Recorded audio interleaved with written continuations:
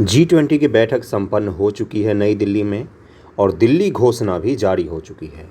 लेकिन आज हम लोग इस वीडियो में इस चीज़ को समझेंगे कि वो कौन कौन से की ऑफिसर्स रहे और कौन कौन से ऐसे अधिकारी रहे, कौन ऐसे पर्दे के पीछे के लोग हैं जिन्होंने इस पूरे के पूरे सम्मेलन को कंडक्ट करवाया और न सिर्फ कंडक्ट करवाया बल्कि इतना ज़्यादा चैलेंज के बीच में, जब पूरी दुनिया बटी हुई थी ईस्ट और वेस्ट के बीच में, अमेरिका और चाइना के बीच में, रूस और यूक्रेन के बीच में, उसमें दिल्ली घोषणा पत्र जारी हो गया।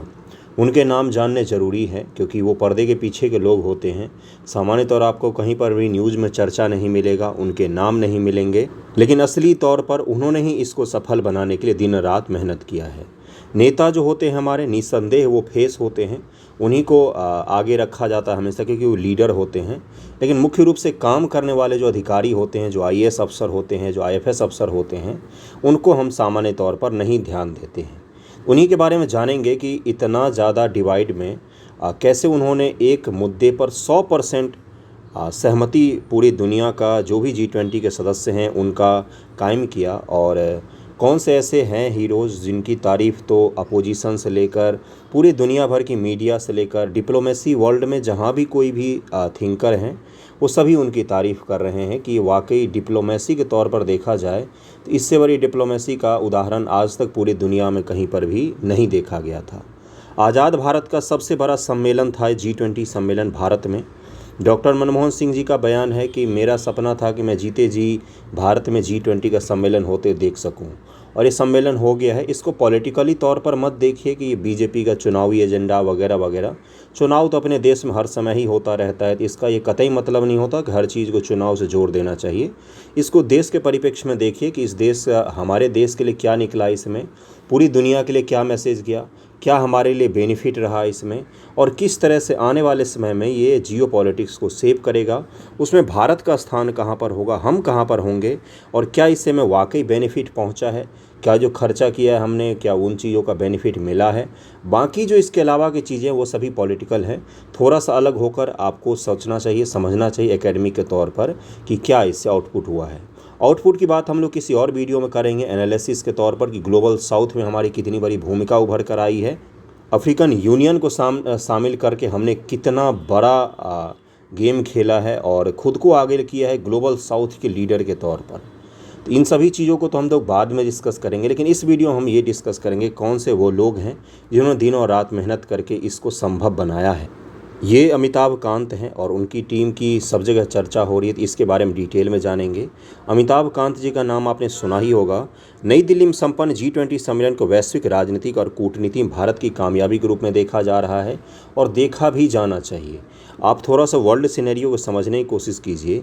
जो बाली कॉन्फ्रेंस था, जो पिछले साल G20 आयोजित हुआ था इंडोनेशिया में, वहाँ पर भी जो बयान आए थे वो समावेशी बयान नहीं था। उसमें रूस का किस प्रकार से क्रिटिसिज्म किया गया था और बहुत ही ख़राब शब्दों में उसकी निंदा की गई थी। वहाँ पर ब्लैक जो सी है उसमें जो खाद्यान्न को लेकर समझौता है वो भी रद्द कर दिया गया था। उस समझौते को हमने बहाल करने की इसमें कोशिश की लेकिन वो बहाल नहीं हो पाया। लेकिन दिल्ली घोषणा जो है इसमें हमने रूस की आलोचना तो नहीं की है, लेकिन हमने युद्ध की आलोचना की है, और रूस भी हमारे बयानों पर सहमत हुआ है G20 में, और अमेरिका भी सहमत हुआ है। जबकि बाली कॉन्फ्रेंस में रूस ने बहुत ही नाराज़गी जताई थी कि ये कॉन्फ्रेंस पूरा का पूरा उसको अपमानित करने के लिए ऑर्गेनाइज़ किया गया था। सम्मेलन से पहले अंतिम समय तक कहा जा रहा था कि यूक्रेन युद्ध जैसे जटिल मुद्दों की वजह से सभी देशों में साझा बयान पर सहमति बनाना बहुत मुश्किल काम होगा, और ये सिर्फ भारत में नहीं कहा जा रहा था। पूरे दुनिया का आप न्यूज़पेपर उठाकर देख लीजिए, अमेरिका से लेकर चीन से लेकर जापान से लेकर ऑस्ट्रेलिया के न्यूज़पेपर, इंग्लैंड के न्यूज़पेपर, सभी जगह एक ही बातों पर चर्चा हो रही थी कि भारत में 200 से ज़्यादा बैठकें हुई हैं इस बार G20 को लेकर, जिसमें प्रमुख बैठक जो इससे पहले हुआ था वो हुआ था G20 के विदेश मंत्रियों की बैठक, G20 के फॉरेन मिनिस्टर्स की बैठक हुई थी पिछले से पिछले महीने, जिसमें कॉमन रूप से किसी भी बयान को जारी नहीं किया गया था। और पहली बार ऐसा हुआ कि G20 के विदेश मंत्रियों की बैठक में कोई भी बयान जारी नहीं हुआ था। इसलिए पूरी दुनिया की चिंता थी कि दिल्ली जो होगा G20 वो फेल हो जाएगा। सभी लोग यही इसी की आशा लगा रहे थे कि फेल हो जाएगा दिल्ली का G20, लेकिन ये सफल हो गया है और सफलता के साथ बयान भी जारी हो गए। दिल्ली घोषणा भी जारी हो गया। दिल्ली घोषणा को भी मैं थोड़ा सा बता दूंगा, उसके बाद हम लोग ऑफिसर्स के बारे में थोड़ा सा पढ़ेंगे। लेकिन सम्मेलन के पहले दिन ही हमेशा पहले क्या होता था कि सम्मेलन के आखिरी दिन जो स्टेटमेंट होते थे ऑफिशियल तौर पर G20 के सभी सदस्यों को उसको जारी किया जाता था। लेकिन पहली बार ऐसा हुआ कि दिल्ली में कि सम्मेलन के पहले दिन ही G20 का जो घोषणा है पत्र है वो जारी कर दिया गया, जिसमें यूक्रेन युद्ध के मुद्दे को शामिल किया गया और सभी सदस्य देशों ने इस पर सहमति भी दी। भारतीय कूटनीति की इस कामयाबी का हीरो अमिताभ कांत को बताया जा रहा है, और अमिताभ कांत कोई इंडियन फॉरेन ऑफिस के ऑफिसर नहीं है, इंडियन फॉरेन सर्विस के ऑफिसर नहीं है, बल्कि ये IAS हैं, इंडियन एडमिनिस्ट्रेशन सर्विस जो होता है भारतीय प्रशासनिक सेवा, उसके ऑफिसर हैं। ये केरल कैड के ऑफिसर हैं, केरल कैडेट के, लेकिन मूल रूप से बनारस के रहने वाले हैं ये। ओके, अब थोड़ा सा दिल्ली घोषणा मैं आपको समझा देता हूँ, फिर मैं आपको आगे की तरफ में ले चलूँ। दिल्ली घोषणा में कौन कौन सी चीज़ों को बताया गया है, तो देखिए मुख्य रूप से जो अमिताभ कांत जी ने अपने ट्विटर पर साझा किया था, जिसका X नाम हो गया अब, वहाँ पर जो दिल्ली घोषणा का मुख्य जो थंबनेल जारी किया था, जिसमें मुख्य मुख्य बिंदुओं में बताया था उन्होंने।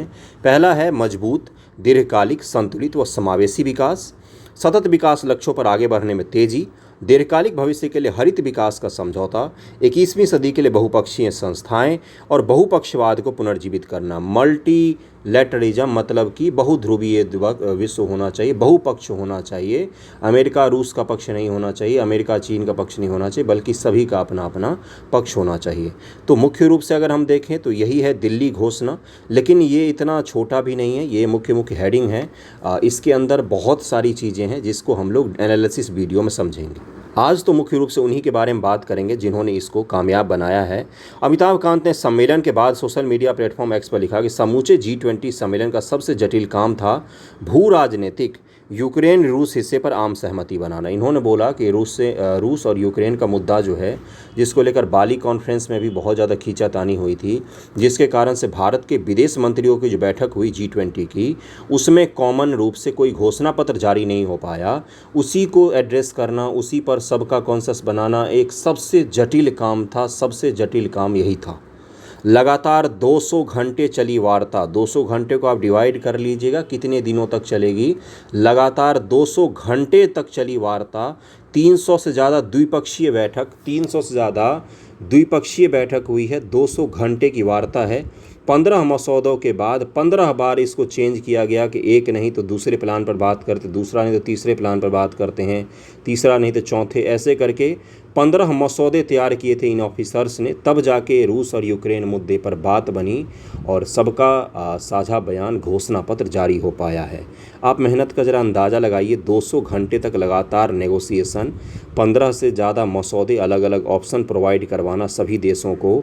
अमेरिका मान रहा है कभी तो रूस नहीं मान रहा है, रूस मान रहा है तो चीन नहीं मान रहा है, चीन मान रहा है तो यूरोप के देश नहीं मान रहे हैं, और वो सब मान रहे तो हम नहीं मान रहे हैं। इस तरह के कंडीशंस में 300 से ज़्यादा द्विपक्षीय बैठक जो हुई हैं, उसके कारण से ये संभव हो पाया है। यूक्रेन युद्ध एक जटिल मुद्दा है, इस विषय पर दुनिया विभाजित है। अमेरिका, ब्रिटेन और फ्रांस सहित पश्चिमी देश खुले तौर पर यूक्रेन का समर्थन कर रहे हैं, जबकि रूस, चीन और उसके कुछ समर्थक देश एक तरफ हैं। भारत ने अभी तक इस मुद्दे पर तटस्थ रवैया अपनाया था। भारत ने बोला था, अभी भी है, हमारा G20 के बाद भी है, कि हमें ना तो रूस की तरफ रखिए ना तो यूक्रेन की तरफ रखिए। ये यूरोप का एक युद्ध है और हम उसको बस एक युद्ध के तौर पर देखते हैं, इसको पूरा पश्चिम के डिवाइड के तौर पर नहीं देखते हैं। युद्ध कहीं भी हो तो विनाशकारी होती है, ऐसा ही बयान हमने पहले भी दिया था, और हमारे प्रधानमंत्री ने ही बोला था कि ये युद्ध का नहीं बुद्ध का समय है, इस तरह का बोला था कि ये युग जो है ये युद्ध का समय नहीं है। ओके, पिछले साल बाली में हुए G20 घोषणा पत्र में यूक्रेन युद्ध को लेकर रूस की आलोचना की गई थी। रूस और चीन इससे नाराज़ हो गए थे। किसकी आलोचना की गई थी बाली में? बाली कॉन्फ्रेंस, अभी मैंने आपको बताया कि इंडोनेशिया में जो पिछले साल G20 हुई थी, इसमें एक पक्षीय तौर पर रूस की आलोचना बहुत ज़्यादा की गई थी। लेकिन भारत में ऐसा संभव नहीं था, क्योंकि हमारा सबसे ज़्यादा जो ट्रस्टेड वाला दोस्त रहा है आज तक भारत के इतिहास में अगर देखें तो उसमें से रूस रहा है और अभी भी है। इसलिए भारत कभी भी नहीं चाहेगा कि भारत में कोई बैठक हो और उसमें रूस की बहुत ज़्यादा आलोचना हो और उसकी नाराज़गी हो हमसे। इसलिए हमने समावेशी तौर पर इसको बनाने की कोशिश की कि हम किसी पक्ष में झुके हुए ना दिखें, हम ऐसा ना दिखे कि हम पश्चिम के पक्ष में हैं, हम ऐसा ना दिखे कि हम रूस के पक्ष में हैं, ऐसा कुछ भी ना दिखे। इसी कारण से, इसी समावेशी कारण चीन जैसे जो देश है उसके समाचार पत्र ग्लोबल टाइम्स ने हमारे बारे में लिखा है कि फाइनली एक ऐसे मुद्दे पर हम लोग एक सहमति बना पाए और घोषणा पत्र जारी किया है हमने, और उन्होंने सक्सेसफुल भी बताया है दिल्ली घोषणा को। अगला क्या है कि अगला देखिए, ऐसे में भारत के सामने इस मुद्दे पर आम सहमति बनाना और इस आर्थिक फोरम के एजेंडे पर यूक्रेन युद्ध के मुद्दे को हावी न होने देने की चुनौती थी। G20 में भारत के शेरपा अमिताभ कांत और उनकी टीम ने इस जटिल मुद्दे को कुछ इस तरह से सुलझाया कि G20 के सभी देश इससे खुश हैं। सम्मेलन के घोषणा पत्र में जहां रूस का नाम नहीं है, वहीं युद्ध प्रभावित यूक्रेन के मानवीय संकट का जिक्र है। घोषणा पत्र में हमने रूस का नाम तक नहीं लिखा है, और जो यूक्रेन का मानवीय संकट है उसके बारे में हमने बात की है, उसको हमने एड्रेस करने की कोशिश की है।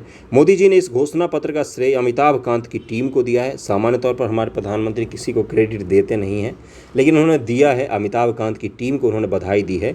हमारी टीम की मेहनत की वजह से नई दिल्ली G20 लीडर्स समिट में आम सहमति बन पाई है। मोदी जी ने कहा कि हमारे अपने शेरपा और मंत्रियों को मुबारकबाद देता हूं, जिन्होंने बहुत मेहनत की और इस काम को संभव बनाया। वाकई बहुत मेहनत की है इन लोगों ने। आगे मैं इनके पूरे टीम के बारे में डिटेल बताऊंगा आपको। वहीं रविवार को एक प्रेस वार्ता में अमिताभ कांत ने कहा कि जब हमने अध्यक्षता शुरू की थी तब प्रधानमंत्री मोदी ने कहा था कि भारत की अध्यक्षता समावेशी, निर्णायक और कार्य आधारित होना चाहिए। समावेशी का मतलब तात्पर्य यहाँ पर होता है इंक्लूसिव, यानी कि सभी को साथ में लेकर चलना है। किसी के गुटबाजी का यहाँ पर हमें शिकार नहीं होना है। और G20 जो है ये एक आर्थिक फोरम है, इकोनॉमिक फोरम है। ये युद्ध का फोरम नहीं है, ये आर्मी की बैठक नहीं हो रही है, इसमें शांति के लिए बैठक नहीं हो रही, बल्कि दुनिया की इकोनॉमी के लिए बात करने के लिए बैठक हो रही है। और उसी मुद्दे पर हमें ध्यान केंद्रित रखना है। G20 कोई सैन्य संगठन नहीं है, बल्कि एक आर्थिक संगठन है। अगला क्या है, नई दिल्ली घोषणा पत्र में 81 पैराग्राफ हैं। कितने हैं? 81 पैराग्राफ हैं। अभी तो मैंने आपको 5 पॉइंट समझाए थे जो उन्होंने ट्वीट किया था अमिताभ कांत जी ने, लेकिन 81 पैराग्राफ हैं इसमें, और सभी पैराग्राफ पर सभी देशों की 100% सहमति है। 100% सभी लोग 81 के 81 पैराग्राफ पर, कोई भी ऐसा देश नहीं है जो सहमत ना हो। सभी के सभी 81 के 81 पैराग्राफ पर सहमत हैं। ओके, सिर्फ प्रधानमंत्री मोदी ही नहीं, बल्कि कांग्रेस के सांसद शशि थरूर ने भी शेरपा अमिताभ कांत की तारीफ की है। उन्होंने भी बोला कि ये काम संभव इतना आसान से नहीं था जितना कर दिया गया इसको आसानी से। सिर्फ प्रधानमंत्री नरेंद्र मोदी नहीं, बल्कि कांग्रेस के सांसद शशि थरूर ने भी अमिताभ कांत की तारीफ की है। शशि थरूर ने एक पोस्ट में कहा कि अमिताभ कांत शाबाश, ऐसा लगता है कि आप जब आपने IAS चुना तब IFS ने एक शानदार राजनयिक गंवा दिया।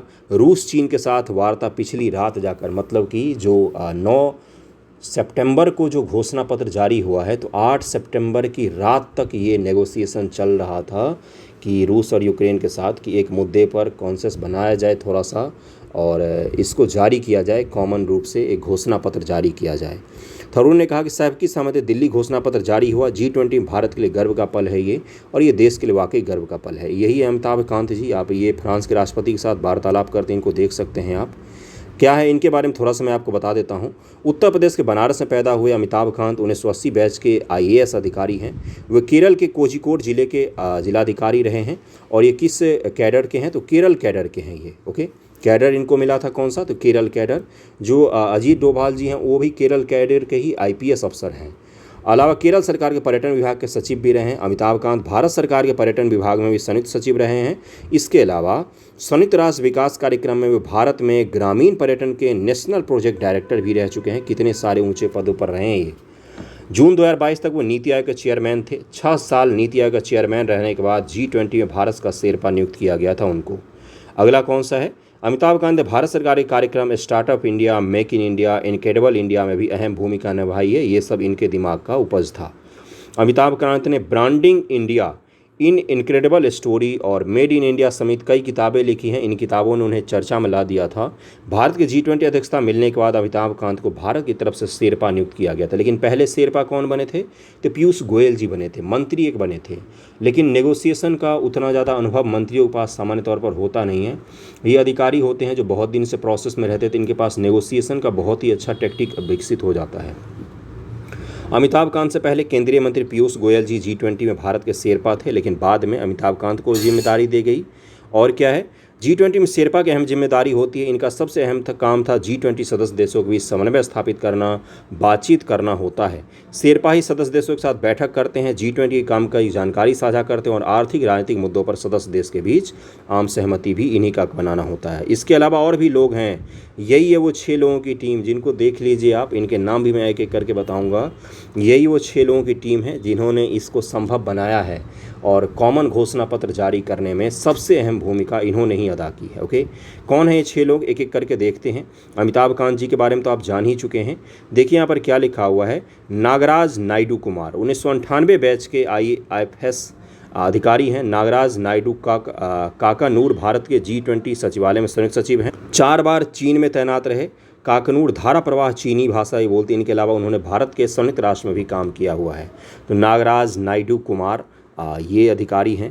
काकानूर के पास अमेरिका के फ्लेचर इंस्टीट्यूट ऑफ डिप्लोमेसी से कानून व कूटनीति में मास्टर डिग्री है इनके पास।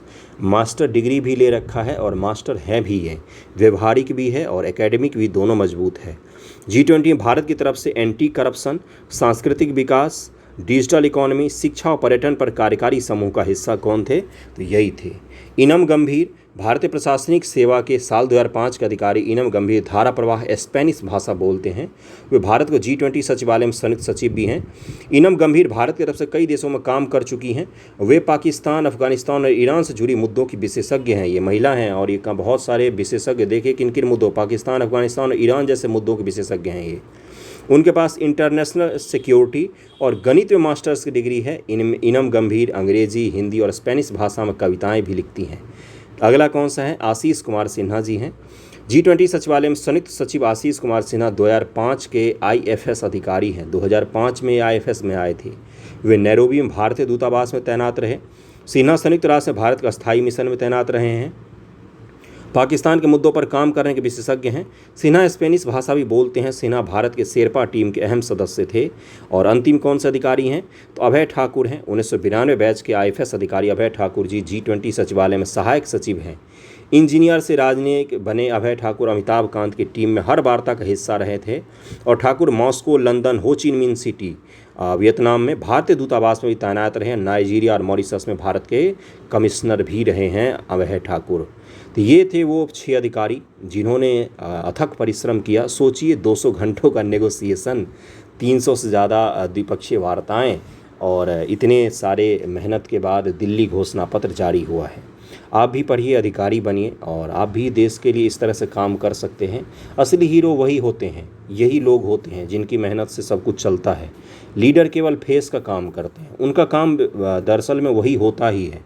लीडर फेस का काम करते हैं, लीडर इनका काम नहीं कर सकते, ये लीडरशिप का काम नहीं कर सकते हैं। ओके, चलिए वीडियो कैसा लगा ज़रूर बताइएगा। थैंक यू सो मच आप सभी।